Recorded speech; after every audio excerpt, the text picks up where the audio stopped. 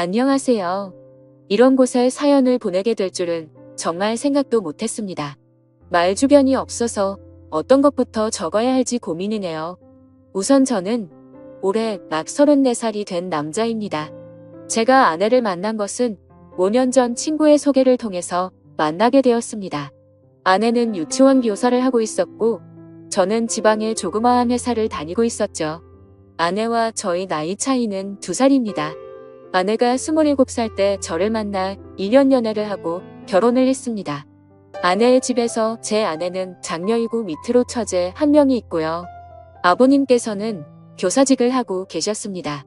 어릴 때부터 엄한 아버지 밑에서 교육을 받았지만 공부를 썩 잘하지 못했다는 아내는 특히 처제에게 열등감이 많았습니다. 처제는 공부를 잘해서 명문대를 갔거든요. 지방 전문대를 나와 유치원 교사를 하는 아내는 그런 것이 한이 맺힌 건지 항상 동생을 싫어했었죠. 그에 비해 사실 저희 집안은 아내 집에 비해서 더 평범합니다. 부모님은 평범하게 소기업 회사원 생활을 하시다가 은퇴하시고 귀농을 하셨습니다.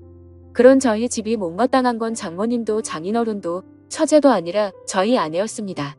말끝마다 저희 집안 이야기를 꺼내 기가 쪽팔린다며 처제의 코를 어떻게든 납작하게 만들어야 된다고 말하더니 저랑 사귀면서도 동료 보육교사가 클럽에서 의사를 만나서 이번에 결혼한다는 둥 허황된 이야기를 하고 있더군요. 그런 문제로 교제 당시에는 몇 번은 헤어지기도 했습니다. 돈 많은 남자 찾아가라고. 나는 내 생활에도 만족 중이고 네가 원하는 만큼 우리 집이 갑자기 부자가 되거나 할 수가 없다고요. 그때마다 일주일도 안 돼서 저를 찾아와 무릎을 꿇고 빌면서 다시 사귀자던 그녀였죠. 저도 그땐 그런 게 사랑인 줄 알았습니다. 헤어지고 나면 허무한 감정을 이기지 못해 이제 싸우고 헤어지면 다시 일주일 만에 만나는 게 정상인 것처럼 헤어진 것을 헤어진 거라 받아들이지 않게 되었던 거죠. 아내의 그런 성향을 이해했던지라 저는 더욱 열심히 일을 하였고 그렇게 모은 돈을 기반으로 아내와 결혼을 하게 되었습니다. 장인어른 장모님 두 분 다 성격도 좋으신 분들이셨고 저희 부모님은 저만 좋으면 다 된 거다라고 말씀을 해주셨죠. 처제는 아내의 말만 들으면 지독한 여자 이미지였지만 결혼할 때가 되어서 만나게 된 처제는 생각과 다르게 천사표 여자였습니다. 어디서든 당당한 여자였기에 아내가 스스로 자격지심이 많구나 싶었습니다. 그렇게 결혼을 하고 얼마 지나지 않아 처제도 결혼을 했습니다. 저희 아내 결혼할 때 처가댁에서 7천만 원을 주셨습니다. 혼수는 따로 안 하고요. 그 돈이랑 제가 모은 돈 그리고 저희 집에서 준 돈 이렇게 모아서 3억짜리 아파트 전세 구했었고요. 그리고 처제가 결혼할 때는 3천만 원 줬다고 하더군요. 근데 처제 남편 직업은 행정고시 출신의 고위공무원이었습니다. 아내는 그게 여신마음에 걸리고 신경 쓰였는지 갑자기 또 저를 원망하는 트로마를 하며 칭얼거리더군요. 그 때문에 또 많이 싸웠습니다. 이처럼 장인어른과 장모님도 더 잘난 처제보다 모자란 아내에게 더 많은 관심을 가지고 차별 대우도 하시고 했는데 아내는 항상 처제에 대한 미움과 부모님이 조금이라도 자기에게 소홀하다 싶으면 그걸로 아주 난리를 치더군요. 그러다 어느 날 아내가 임신을 했습니다. 임신하면 민감해지긴 하지만 아내는 임신하고 나서 초조함과 짜증이 날이 갈수록 점점 늘더군요. 나중에서야 왜 그랬는지 알게 되었지만 그때는 그저 내 아이를 임신한 아내를 보며 책임감을 느끼면서 어떻게든 아내의 기분을 맞춰주려고 했고 아내가 원하는 음식이나 모든 걸 다 해주기 위해서 최선을 다했습니다. 저희 집에서도 아내의 임신 소식에 기뻐하시며 반찬들이나 며느리가 좋아하는 음식 해먹으라고 용돈도 많이 주시고 했어요. 그렇게 저는 노예같이 아내를 모시면서 아내의 임신 기간을 함께했고 기다림 끝에 저희는 소중한 아들을 얻게 되었습니다. 그렇게 출산하고 4달이 지나고 나서 아내는 심심하면 친정집에 내려가더군요. 갓난아이를 보기가 힘이 든다면서요. 이제는 돈벌이도 제가 외벌이로 바뀌었던지라 경제적 부담도 많이 느꼈지만 저도 최대한 일을 마치면 일찍 집에 들어가 아내를 위해서 아기도 돌봐주고 했거든요. 그래도 아내는 몸이 힘들다며 한 번씩 내려가던 게 이젠 거의 매 주말마다 내려갔습니다. 한 번, 2번이야 저도 따라가고 했지만 어느새부터인가 아내가 내려가서 자신은 고향 친구들도 보고 싶고 해서 제가 따라오면 부담이 된다고 말하면서 혼자서 다녀온다고 말을 하더라고요. 그때부터 전 아내의 태도에서 뭔가 이상함을 느꼈습니다. 그러던 중 주말이 되자 한사코 저보고 따라오지 말라며 혼자서 처가를 내려가더군요.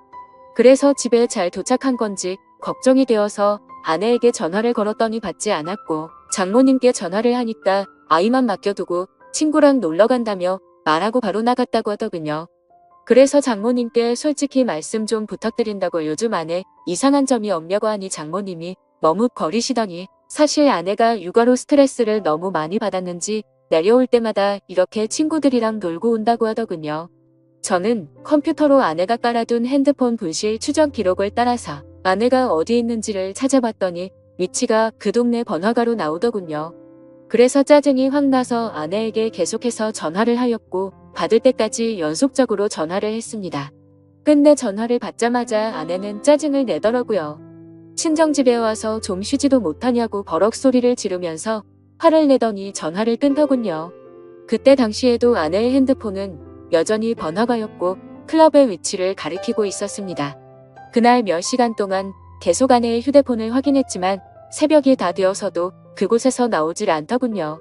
결국 그 시간에 택시를 타고 아내가 있는 곳까지 갔더니 역시나 클럽이었습니다. 클럽에 들어갔더니 아내가 남자들 여자들 무리와 한 곳에 섞여서 놀고 있더군요. 얼마나 술을 마셨는지 저도 알아보지 못하고 영남자에게 기대어서 자고 있는 모습에 순간 화가 치밀어 오르더군요. 제가 성질을 내자 남자들이 누구냐며 저에게 시비를 걸길래 이 여자 남편이라니까 이 여자 유부녀냐고 하면서 화를 내고는 가버리고 아내 친구들도 짜증난다며 그 남자들이랑 같이 나가버리더군요. 시간이 조금 지나자 아내는 술이 좀 깼는지 그때서야 저를 알아보며 여긴 왜 왔냐며 오기를 화를 내더군요. 여기가 너가 말하는 집이냐고 장난치냐고 하니까 친구들끼리 놀다 보면 올 수도 있지. 이걸 뭐 스토커처럼 이렇게 찾아와서 분위기만 다 조진다는 말에 화가 나서 어깨를 끌어당겨서 일으켜 세웠습니다. 그랬더니 경찰을 불러서 제가 폭행했다고 하더군요. 결국 장모님이랑 장인어른 다 오시고 아내 타일러서 그건 별일 없이 넘어갔는데 아내는 끝까지 지가 잘했다는 듯이 집에 와서도 장인장모 앞에서 고개를 빳빳하게 들고 한 번 논 거 가지고 이렇게 폭력적인 인간이랑 못 지낸다고 이혼할 거라고 큰 소리 치더군요. 그래서 저도 그 자리에서 화가 나서 넌 나랑 신뢰하는 걸 깨버린 거라고 나한테 거짓말하고 클럽이나 다니는 년을 내가 뭘 믿고 아내로 믿냐고 했습니다. 술은 떡이 되어서 다른 남자랑 모텔 갔을지 내가 어떻게 아냐니까. 네가 봤니? 네가 봤어? 하면서 손가락으로 삿대질을 하더군요. 장인은 저한테 너무 흥분한 것 같고 미안하다고 일단 집에 가 있으면 딸을 잘 타일러 보겠다고 하더군요. 저는 너무 화가 났지만 밤이 늦어서 꾹 참고 집에 돌아왔습니다. 그 후 이 상황이 너무 답답해서 동창들에게 이야기를 했더니 제일 친한 친구가 저한테 정말 생각하기 싫은 일이지만 친자가 맞는지 확인을 해보라고 하더군요. 저는 그 말에 며칠을 고민했습니다. 근데 그 제안에 심어진 의심이 떨쳐지지 않고 혹시 설마라는 생각들이 계속해서 커져가서 저도 미쳐버릴 것 같더군요.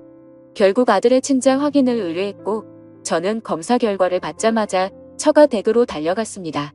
그리고 도저히 참지 못하고 장모님 앞에서 아내에게 욕을 갈겨버렸습니다. 아내가 경찰 부르라며 난리치길래 바로 얼굴에다가 검사 결과가 담긴 종이봉투를 던지며 말했습니다. 이 더러운 인간아. 지금 우는 아들이 내 아들도 아니고 넌 바람 펴서 남의 아들 임신하고 나한테 그 유세를 그렇게 했던 거냐고 했더니 안색이 갑자기 확 변하더군요. 그러더니 이내 네 아들 맞다고 계속 우기더군요. 검사 결과는 보고 말하라고 했더니 그때서야 아무 말도 못하더군요. 임신 초기에 임신 소식 듣고도 기뻐하기보다 우울해하고 초조해했던 게 바로 이것 때문이었던 겁니다. 차후에 들어보니 친구들이랑 클럽 가서 처음 만난 남자랑 실수를 했는데 그 뒤에 임신이 되었고 제 아이인지 그놈 아이인지 헷갈렸다고 하더군요. 근데 한번 바람 폈던 인간이 어디 가겠습니까? 몸 좀 추스래지니 다시 주말마다 내려가서 애 맡기고 클럽 가서 남자들이랑 놀아제 낀 거죠. 혼인 취소 소송도 알아봤지만 이 더러운 인간이 결혼하고 나서 있었던 일이라 그런 사유도 안 된다고 하더군요. 그리고 결국 장인어른이랑 장모님 찾아와서 저한테 용서를 구하시며 원하는 대로 하겠다고 하시더군요. 아내녀는 끝내 저 무섭다며 안 찾아오더군요.